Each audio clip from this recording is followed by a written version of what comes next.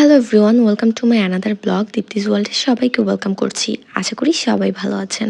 আবারও আমি একটা শপিং ব্লগ নিয়ে চলে এসেছি। কিছুদিন পর আমি একটা গ্রুপ ট্যুরে যাচ্ছি, আর ট্যুরে যাওয়ার আগে শপিং তো করতেই হয়, তাই আমি চলে গেলাম হোপ মার্কেটে সস্তায় বস্তা ভরতে।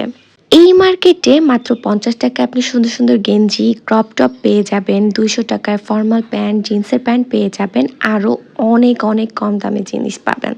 আশেপাশে পাখির অনেক কিচিরমিচির সাউন্ড আসছে, সো স্কিপ ইট। আর আমি দুঃখিত এর জন্য।